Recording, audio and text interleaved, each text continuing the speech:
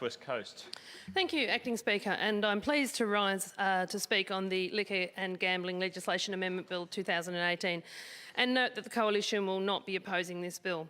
It does make some important minor changes that have been welcome in my electorate by some of the businesses that this will affect, and I look forward to legislation that tackles some of the more challenging things to come. But it's particularly will make changes to the licensing regulations for spirit producers, which I'll talk about soon.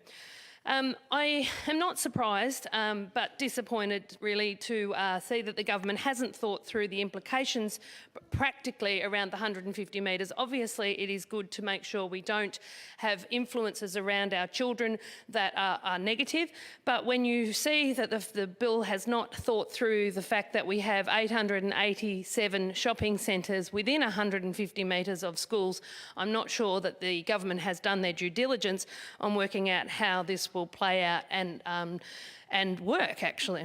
And I also will note, before I talk about some of the effects in my community, that I do find an issue with the hypocrisy around this government taking the high moral ground of banning alcohol advertising near schools, but is allowing a heroin and injecting room to be set up next door.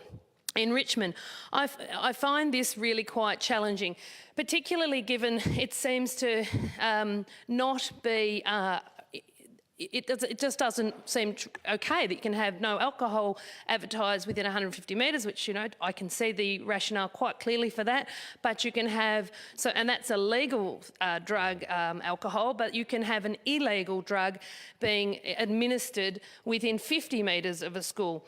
How is this okay? Is there only one suburb in the whole of the state of Victoria that has a problem? If it's such a tried and tested measure, then why aren't we seeing it where there is drug-affected communities that really want to do something about the issue? And that brings me to the Lookout project that the Warrnambool community have really embraced the challenge of knowing that we have a drug and alcohol problem.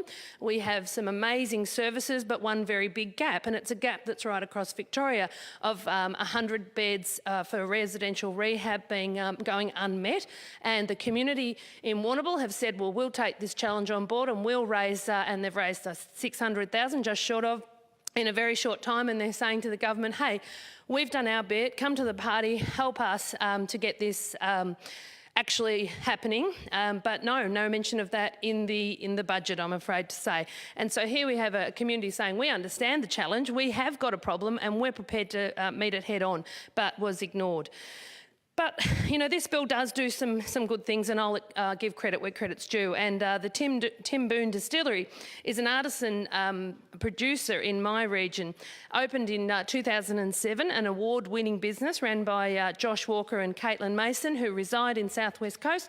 But the business is actually in my my neighbouring electorate of the member for Polwarth's electorate. And the Tim Boone Distillery, which produces a very fine whisky, I'm told. I have been given a sample but haven't faced that challenge yet. He came to see me last year to tell me about some of the challenges he was facing, and one of them actually was taxation. And I'm very pleased to be able to say that I've worked closely with the federal member for Wannon, Dan Tehan, and I'm pleased to see the changes that were announced last week by the Liberal federal government on the taxation issues that addressed Josh's challenges, the beer taxes as it was so called, but it also assisted Josh. But this bill actually does assist this distillery, because when he would need to go and promote his wares at festivals and markets and the like, he would have to go through a very challenging process that cost his business on each occasion in the order of several $100s. So this actually brings his business in line to be more competitive with other alcohol distributors that are in that artisan sort of scene. So I'm very pleased to say that we in South West Coast really value the food and producers and fibre producers, and we really do celebrate that. And having these anomalies that keep businesses, good family businesses, people who are showing innovation and initiative to start up businesses. It's crazy for us to hold them back through government regulation. So I'm pleased to see that we were able to help Josh with that challenge. That takes me also to a situation where this bill does actually help reduce administrative delays. And we saw a case in Karamat, a small town in my electorate, in the north of my electorate, where the hotel licensee changed over and there was some mix-up in addresses and the licence did not get through. So we had the situation of a pub with no beer. And that might sound all very cliche from the song that it was coined from, but when you've got the only venue in a very small town that the community can use because there's no other shops or even schools nowadays, that people come together to celebrate functions that they couldn't do, and one of them was the Grand Prix, was when this challenge happened, that Carl Murphy had no licence for liquor, so he was opening the pub and couldn't sell beer. So serving meals, families actually use these venues as a place to get together as a community, and when you have fires like we had 6 or 8 weeks ago, you need that focus in a community to come together. So we didn't want to see Carl Murphy's business fail, so I worked very hard to get that licence streamlined and through, and I'm pleased to say we actually did get that result, but I don't want to see it again. So having more streamlined regulation, I think, is government's role, and that's what we needed to see. On that note of that township of Karamat, it might just make the opportunity to point out that little towns like that, when they've got, schools and the like closing down, the Labor government just walked away from that school, and I went through that school not long ago, and they literally have walked out. There's desks, there's pens on the ground, it looks, the equivalent to exercise books is still sitting everywhere. And what's happened is the kids of that town, or people within that town, have gone there to play. I imagine it's the children, but vandals have also gone, and the windows are broken, there is glass everywhere, the floor is just scattered with possum droppings. It's an absolute disgrace, and it's an opportunity for me to mention that I think the Labor government should take some responsibility, fence that off, and make it a safe place. It's a real danger to the Karamat community, and I thought that was an opportune time to bring that up, and hope that somebody can take heed of that, because it's a risk and it's something that should not be allowed to continue. I think the issue around parental consent in hotels is probably going to come to a surprise to most people, as it did to me. I would never have thought that you could let your children have an alcoholic beverage in a public place, particularly a hotel. So I think that just brings it in line with what the public values are. And whilst we need to make sure we do improve our understanding in community of what the dangers of alcohol are, we do need to make sure as a government we are in this space.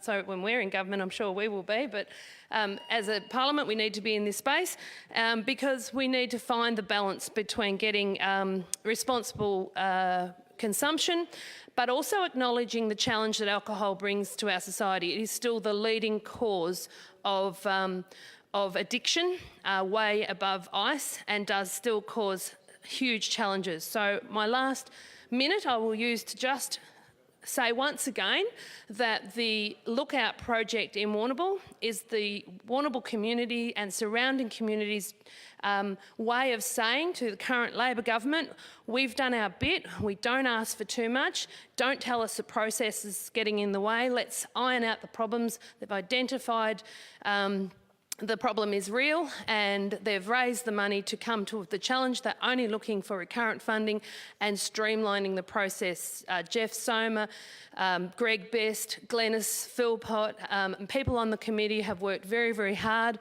It's a challenge for our community and one we're prepared to meet head on. I took this challenge on when I was elected. I said, I understand drug and alcohol. I've worked in the area for 15 years. I've tried to get people beds in rehab for many years over... there's the member's phone going off again. I've tried to get... No, my apologies for getting that wrong. I thought phones should be on silence and I just don't like being interrupted. Sorry?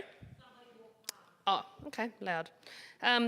So yeah, we do need to make sure we address the problem of drug and alcohol, and I do commend the House, the bill to the House.